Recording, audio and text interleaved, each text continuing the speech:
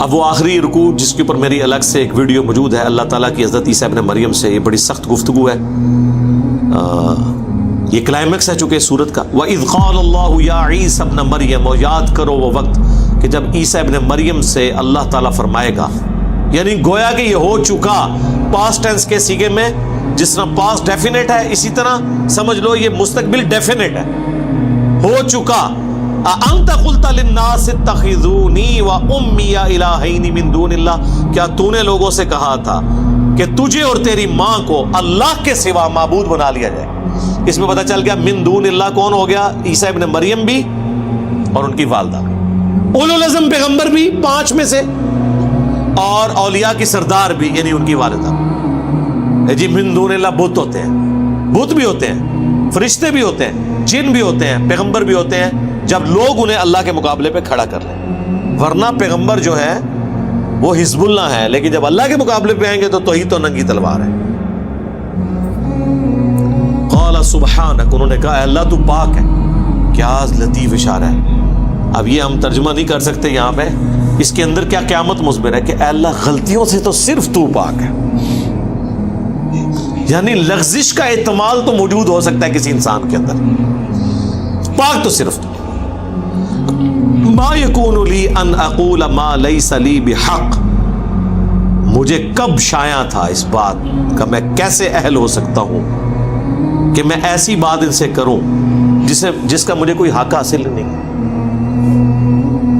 سورہ آل عمران میں نہیں آیا کبھی ایسا نہیں ہوا کہ ہم کسی پیغمبر کو کتاب اور حکمت دے کے بھیجیں اور وہ لوگوں سے یہ کہنا شروع کر دے کہ لوگوں میرے بندے بن جاؤ، بلکہ وہ تو یہی کہے گا کونو ربانیین، اللہ والے بن جاؤ، ربانی بن جاؤ۔ اللہ فرماتا ہے پیغمبر کی بھی جرت نہیں ہے، تو کہیں گے اے اللہ تو پاک ہے، مجھے کب شایع تھا کہ میں وہ بات کروں جس کا میں اہل ہی نہیں ہوں۔ ان کنت قلتہ فقد علمتہ، اگر میں نے کوئی ایسی بات کی ہے تو تیرے علم میں تو ہوگی۔ اچھا اب یہ نہ سمجھے کہ حضرت عیسیٰ ابن مریم کو چرب زبانی اللہ سے کر رہے ہیں، یہ اللہ تو سارا کچھ پتہ ہے نا، میرے کو پوچھ رہے ہیں، نہیں، یہ ڈرے ہوئے ہیں کہ اے اللہ کہیں بالفرض کبھی اگر کوئی ایسی بات ہو بھی گئی ہوئی تو تیرے علم میں ضرور ہوگی، یعنی وہ اپنا کانفیڈنس لوز کیے ہوئے ہیں کہ میں نے تو کوئی بات ایسی نہیں کی، لیکن پھر بھی میں کلین چیٹ اپنے آپ کو نہیں دیتا، کیونکہ سٹارٹ انہوں نے کس سے کیا؟ سبحانک، پاک تو صرف تو ہے۔ اب آپ کہیں گے یہ ترجمہ میں کیوں کر رہا ہوں؟ اس لیے کہ حضرت یونس علیہ السلام نے اللہ سے کیا کہا تھا جب مچھلی کے پیٹ میں رکھے گئے، اور سورہ الصافات میں اللہ نے فرمایا اگر یونس مچھلی کے پیٹ میں ہم سے وہ دعا نہ کرتے تو وہ مچھلی کے پیٹ سے اس دن نکالے جاتے جس دن مردے قبروں سے نکالے جائیں گے، یعنی ہم ان کی وہ لغزش کی معافی نہ کرتے۔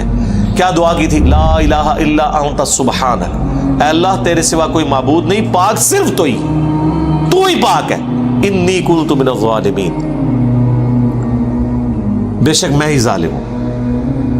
پیغمبروں کو ہم معصوم عن الخطا کہتے ہیں، پاک نہیں ہوتے، وہ والا پاک جو سبحان ہے، وہ سبحان اللہ ہی ہے۔ ہاں سبحان الرسول کہیں پڑھا آپ نے؟ نہیں، ہو ہی نہیں سکتا، ہو ہی نہیں سکتا۔ کمزوریاں ہر انسان کے ساتھ لگی ہوئی ہیں، دیکھیں جو بلٹ ان کمزوریاں ہیں اس سے تو نہیں کوئی نکل سکتا۔ اللہ کھانے پینے کا محتاج ہے کہ نہیں؟ اور پیغمبر ہے؟ سورۃ المائدہ میں ہے عیسیٰ ان کی ماں روٹی کھایا کرتے تھے، کھانے کے محتاج تھے، تو یہ کمزوری ہے، گناہ نہیں ہے، لغزش نہیں ہے، ایک کمزوری ہے ان کے اندر۔ پاک صرف اللہ کی ذات ہے، پیغمبر معصوم ہے، پاک نہیں ہے۔ اب دیکھیں اللہ تو پاک ہے، مجھے کب شایع تھا؟ بالفرض اگر میں نے کوئی بات کی بھی ہے تیرے علم میں تو ہے، تعلم ما فی نفسی ولا اعلم ما فی نفسک، تو جانتا ہے جو کچھ میرے جی کے اندر ہے اور میں نہیں جانتا کہ تیرے جی میں کیا ہے۔ یہ ہے وہ ڈر کہ اللہ تو نے اب کیا فیصلہ کیا ہوا ہے، یہ جو میری پرسش ہو رہی ہے تو اب کرنے تو کیا جا رہا ہے، مجھے نہیں پتا، تقدیر کا کیا فیصلہ ہے وہ تیرے علم میں۔ یہ کون کہہ رہا ہے؟ پیغمبر، اولو العزم پیغمبر۔ بابے تے شاہی کوئی نہیں سرکار. ایک کہندے نے جناب وہ شیخ عبد القادر جیلانی فرمایا میں تے جنت ہی نہیں جانا جب تک سارے مرید نہ لے جان. اور سرکار اتنے تمہیں کھنگن نہیں دینا کسی نے. اتنے تے پیغمبر دیکھ رہو وہ بھی کہہ رہے نے یا اللہ تو پاک ہے. کیتا کچھ بھی نہیں, پچھلے نے کیتا ہے. جواب دے حضرت عیسیٰ ابن مریم ہو رہے انک انت علام الغیوب, بے شک غیبوں کا جاننے والا تو ہی ہے. دیکھ لے علم غیب بھی کلیئر ہو گیا. مجھے نہیں پتا تیرے جی میں کیا ہے, تجھے پتا ہے, اور پھر الٹیمیٹلی پتا تو تجھے ہی ہوگا. مجھے تو اتنا ہی پتا چلے گا جتنا تو وہی کے ذریعے بتائے گا. عالم الغیب تو صرف تو ہے.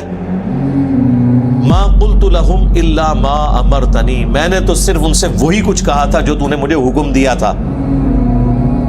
امرتنی بھی, میرے ساتھ جو حکم تو نے نازل کیا, ان اعبدوا اللہ, کہ عبادت کرو اللہ کی, ربی و ربکم, جو میرا بھی رب ہے اور تمہارا بھی رب ہے. میں نے تو توحید کی بات کی, اپنا رب بھی تجھی کو مانا اور اسی کی تبلیغ اپنے ماننے والوں کو کی. وَكُنْتُ عَلَيْهِمْ شَهِيدًا مَا دُمْتُ فِيهِمْ, اور اے اللہ میں اس وقت تک ان پر گواہ تھا جب تک کہ میں ان کے اندر رہا. فَلَمَّا تَوَفَّيْتَنِي, اور جب تو نے مجھے پورا کر دیا. میں اپنا ترجمہ یہ نہیں کر رہا کہ تو نے مجھے موت دے دی, کیونکہ سورۃ النساء میں واضح طور پر اور سورہ آل عمران میں اشارتاً موجود ہے کہ آپ کو زندہ اٹھایا گیا. باقی تفصیل کے لیے میری وہ ویڈیوز دیکھ لیں, حیات مسیح اور نزول مسیح. جب تو نے مجھے اٹھا لیا, کنت انت الرقیب علیہم, اس وقت تو ہی ان پر گواہ تھا. یعنی میں حاضر و ناظر کوئی نہیں تھا وفات کے بعد. یہ کہتے ہیں نا جی اللہ کے نبی علیہ السلام مدینہ شریف میں قبر میں ہے, لیکن وہاں بیٹھے ہوئے ہمیں دیکھ رہے ہیں, یہاں پہ موجود نہیں ہے لیکن دیکھ رہے ہیں. لیکن عیسیٰ ابن مریم کہہ رہے ہیں کہ جب تو نے مجھے اٹھا لیا میں ان پہ گواہ بھی نہیں تھا. وَأَنْتَ عَلَىٰ كُلِّ شَيْءٍ شَهِيدٌ, اور تو ہی ہر بات پہ گواہ ہے. یعنی عقیدہ حاضر و ناظر بھی کلیئر کر دیا. کوئی پیغمبر حاضر و ناظر نہیں ہے. ہمارے نبی کے بارے میں سورۃ القصص میں ہے, نبی جب ہم نے موسیٰ علیہ السلام کو پکارا کوہ طور پہ, نہ تو آپ وہاں موجود تھے اور نہ آپ دیکھ رہے تھے, نہ آپ شاہد تھے, نہ فزیکلی موجود تھے نہ شاہد تھے, نہ حاضر تھے نہ ناظر تھے. یہ اللہ کی کوالٹیز ہیں کہ وہ ہر چیز کا احاطہ کیے ہوئے اپنے علم سے. یہ سیم الفاظ ہیں جو بخاری مسلم میں نبی علیہ السلام نے اپنے ساتھیوں کے بارے میں بولے ہیں کہ بخاری مسلم دونوں میں حدیث موجود ہے, میرے حوض کوثر پہ میرے اصحاب لائے جائیں گے, میں کہوں گا اصحابی اصحابی, یہ تو میرے ساتھی ہیں. مجھے بتایا جائے گا اللہ کے نبی آپ کو نہیں پتا آپ کی وفات کے بعد یہ دین سے الٹے قدم پھر گئے تھے. اور بخاری میں موجود ہے یہ وہ لوگ تھے جو حضرت ابوبکر کے دور میں مرتد ہوئے, منکرین زکوٰۃ بن گئے, جن کے خلاف حضرت ابوبکر کو تلوار اٹھانی پڑی. فتح مکہ پہ یہ لوگ مسلمان تھے. تو پھر میں کہوں گا کہ سحقاً سحقاً لمن غیر بعدی, ان پہ پھٹکار ہو, ان کو مجھ سے دور کر دو جنہوں نے میرے بعد میرے دین کو بدل دیا. اور پھر بخاری مسلم الفاظ ہیں میں اس وقت وہی کہوں گا جو عبد صالح عیسیٰ ابن مریم کہیں گے.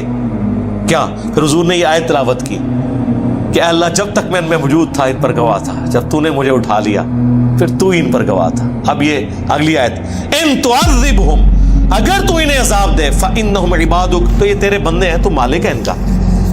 وإن تغفر لہم, اور اگر تو ان کو بخشی دے, فإنک انت العزیز الحکیم, تو غالب ہے, حکمت والا ہے, تجھ سے تو کوئی نہیں پوچھ سکتا کسی کو بخشنا چاہے تو. اللہ اکبر. اس بات کو کرنے کی ضرورت کوئی نہیں تھی, لیکن اس ایک جملے نے مسلمانوں کا عقیدہ کلیئر کر دیا.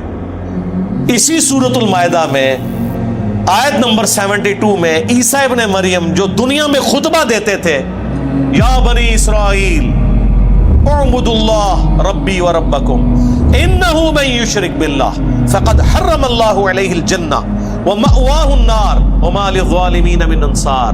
اے بنی اسرائیل اولاد یعقوب, عبادت کرو اس رب کی جو تمہارا بھی رب ہے میرا بھی رب ہے.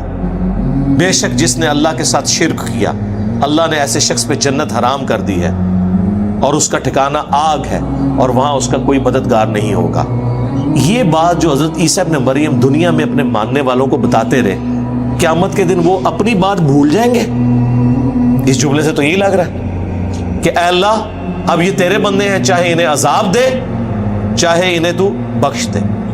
جبکہ دنیا میں تو عیسیٰ ابن مریم یہ کہہ کے گئے تھے جو مشرک ہے اس کا ٹھکانہ جہنم ہے, اس پہ جنت حرام ہے, یعنی بخشش کوئی نہیں اور کوئی مددگار بھی نہیں. اور یہاں عیسیٰ ابن مریم تو مدد ہی کر رہے ہیں, گویا کہ سفارش کر رہے ہیں کہ یا اللہ تیرے بندے ہیں, چاہے بخش دے چاہے عذاب دے. تو یہ اللہ نے میرے پہ حکمت کھولی ہے, میں نے کہیں اس بات کو نہیں پڑھا, اس طرف اشارہ, اور مجھے بھی کچھ عرصہ پہلے یہ دماغ میں بات آئی کہ جان بوجھ کے اللہ نے ایسا کیا ہے کہ تاکہ اگر کسی کو وہم ہے نا کہ یہ دنیا میں ڈرانے کے لیے باتیں تھی, آخرت کوئی نہ کوئی چیک لگ ہی جائے گا, کوئی بابا پھڑ کے کوئی زبردستی یا اللہ من وضو کرایا سی نے تو انہوں نماز نہیں آتی تو وضو نے کہ کرایا ہونا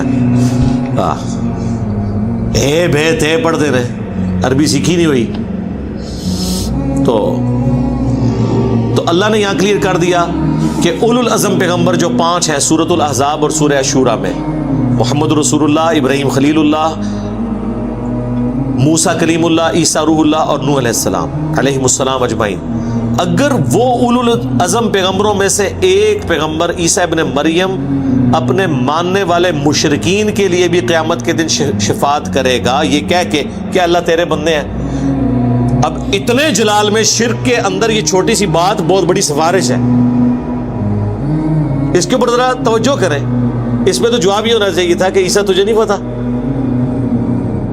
کہ مشرکی کیسے تم سفارش کر رہے ہو, لیکن یہ اس لیے وہ کریں گے, اور اللہ نے قرآن میں ہمیں پہلی فلم چلا دیا ہے کہ اگر عیسیٰ ابن مریم بھی سفارش کرے کسی مشرک کے لیے تو سفارش قبول نہیں ہونی, تو بابے شاہی کوئی نہیں کہ کسی نو پاؤں بڑھ کے جنت اچ لے جان گے. یا کلیم کرو کہ عبد القادر جیلانی یا تمہارے جو بڑے بڑے بابے کلیم کیے ہوئے ہیں, اور تم تو ان بابوں کے بارے میں یہ کہتے ہو کہ یہ بابے تو کسی صحابی کہ گھوڑے کی قدموں کی خاک جو اس کے ناک میں بیٹھتی ہے اس کے برابر نہیں ہے, تو پیغمبروں کا تو ذکر ہی نہ کرو, وہ تو اللہ کے چنے ہوئے بندے ہیں, وہ تو مخلص ہیں. باقی تو صحابہ تو زیادہ زیادہ مخلص ہو سکتے ہیں, مخلص تو نہیں ہے نا, مخلص ہیں اللہ کے لیے اخلاص شو کرنے والے, مخلص تو صرف انبیاء ہیں. تو اے اللہ تیرے بندے ہیں, چاہے انہیں عذاب دے چاہے بخش دے. قال اللہ, اللہ فرمائے گا ھذا یوم ینفع الصادقین صدقہم, آج وہ دن ہے کہ سچوں کو صرف سچا عقیدہ ہی فائدہ پہنچائے گا. ایک جملے سے ٹروتھ لورز کامیاب ہوں گے. سر کیا بات ہے, اللہ نے یہ نہیں کہا ایمان والوں کو ایمان نفع دے گا, اللہ نے کہا سچوں کو سچا. سچا کون ہوتا ہے؟ جب اس کو بات پتہ چل جائے پھر وہ دنیا کو نہ دیکھے کہ یہ سچائی میں نے سے قبول کرنا ہے. جو مسلم شریف میں حدیث ہے کہ تکبر یہ نہیں ہے کہ تم اچھے کپڑے پہنو یا اچھے دکھو, اللہ بھی خوبصورت ہے, خوبصورتی کو پسند فرماتا ہے. تکبر یہ ہے کہ تم لوگوں کو حقیر جانو اور حق بات سے اناد اختیار کر لو, دشمنی کرو. دل نے گواہی دے دی کہ یہ ایاک نعبد و ایاک نستعین لکھا ہے, لیکن چونکہ بابوں کو پکارتے رہے, ہم بھی پکارے, تو یہ دشمنی کر رہے ہو اپنے ساتھ. دل نے بتا دیا, آنکھوں سے پڑھ لیا بخاری مسلم میں نماز کا طریقہ, لیکن رفع الیدین نے شروع کیا کہ معاشرہ کیا کہے گا. ہاں 11ویں کھاتے رہے عبد القادر جیلانی کے نام کی, لیکن عبد القادر جیلانی نے جو نماز کا طریقہ اپنی اس کتاب میں لکھا جس کو خود چھاپ رہے تھے, رکوع میں جاتے وقت اور رکوع سے اٹھتے وقت رفع الیدین, اس پہ عمل نہیں کیا. میں نے تو آج تک کسی 11ویں میں نہیں دیکھا کہ شیخ عبد القادر جیلانی کی کتاب سے نماز کا طریقہ پڑھ کے بتا دیں. وہ کہتے نہیں وہ تو اور فقہ کے تھے, ہم اور فقہ کے تھے. اس کا مطلب ہے کہ آپ کا پیران پیر اس فقہ پہ عمل کرتا تھا جو نبی علیہ السلام نے طریقہ چھوڑ دیا ہوا تھا. تو جس پیر کے علم الغیب کا, آپ تو کہتے ہیں آپ کا پیر آپ کے ساتھ ہوتا ہے, جس کے علم کا یہ لیول ہے کہ اس نے پوری زندگی نماز ہی وہ پڑھی ہے جو حضور نے ختم کروا دی تھی, جدی نماز ہی غلط سی, انہیں تو انہوں کے دینا ہے. لیکن ایسا نہیں ہے, نماز تو غلط ہے. شیخ عبد القادر جیلانی تو اس کتاب میں بخاری مسلم کے حوالے لکھتے ہیں, ہر بات میں لکھتے ہیں, بخاری میں ہے, مسلم میں ہے, ابو داؤد میں ہے, ترمذی میں ہے. حقیقت بات ہے اگر کوئی بزرگ ہیں نا واقعی تو وہ یہ لوگ ہیں جو امت کا ایسا کام کر کے گئے کہ چاہے کوئی صوفی ہے چاہے کوئی عالم ہے. اب امام غزالی دیکھ لیں, وہ عبد القادر جیلانی سے بھی آلموسٹ سمجھ لیں 100 سال پہلے کے ہیں, وہ بھی اپنی کتابوں میں بخاری مسلم کے حوالے لکھتے ہیں. یعنی رسول اللہ تک پہنچنے کا اگر کوئی وسیلہ ہے نا اس امت میں بک شوام میں, تو یہ حدیث کی کتابیں اور سب سے بڑھ کر قرآن ہے، اور ظاہر ہے کہ حدیث کی کتابیں صحابہ تابعین کے ذریعے ہم تک پہنچا، تو بزرگ تو یہ لوگ ہیں۔ قال اللہ، اللہ فرمائے گا ھذا یوم ینفع الصادقین صدقہم، آج وہ دن ہے کہ جس دن سچوں کو سچائی ہی نفع دے گی۔ لہم جنات تجری من تحتها الانہار، ان کے لیے باغات ہیں جس کے نیچے نہریں بہتی ہوں گی، خالدین فیہا ابدا، اس میں رہیں گے ہمیشہ ہمیش۔ رضی اللہ عنہم ورضوا عنہ، اللہ ان سے راضی اور وہ اللہ سے راضی۔ اللہم اجعلنا منہم مع النبیین والصدیقین والشہداء والصالحین، اللہم انا نسألک جنت الفردوس مع النبیین والصدیقین والشہداء والصالحین، آمین۔ دیکھ لیں رضی اللہ عنہم ورضوا عنہ سارے وہ لوگ ہیں جنہوں نے دنیا میں اللہ کو راضی کر لیا، اس کے پیغمبروں کی پیروی اختیار کر لی۔ ذالک الفوز العظیم، یہ ہے بڑی کامیابی۔ یعنی دنیا میں تو لوگ کامیابی سمجھتے ہیں کہ بہت زیادہ دولت کما لی، بہت بڑا سٹیٹس حاصل کر لیا، بہت زیادہ فالوور ہو گئے کسی کے، بہت زیادہ مریدین ہو گئے، چاہنے والے ہو گئے۔ دنیا میں ایک شخص فٹ پاتھ پہ لاوارث مر جائے، اس کی لاش کا دفنانے والا بھی کوئی نہ ہو، لیکن اس نے زندگی اللہ کے لیے گزاری ہے، اسے کوئی فرق نہیں پڑتا، وہ اللہ کی جنتوں میں پہنچ چکا۔ رومن امپائر کی بیٹل فیلڈز کے اندر جو صحابہ تیل کے کڑاہوں میں روسٹ کیے گئے، وہ روسٹ ہوتے ہی جنت میں پہنچ گئے۔ صحیح بخاری میں موجود ہے نا، جعفر طیار جو حضرت علی کے بھائی تھے، غزوہ موتا میں ان کے 2 بازو کٹ گئے تھے، حضور نے فرمایا اللہ نے اسے جنت میں 2 پر دیے ہیں، اسی لیے ان کو طیار کہا جاتا ہے۔ طیارہ اردو میں بھی لفظ استعمال ہوتا ہے نا، عربی کا، اڑنے والا، اور وہ جنت میں اڑ رہے ہیں، ادھر بازو کٹے ہوئے ہیں اور ادھر جنت میں، سبحان اللہ۔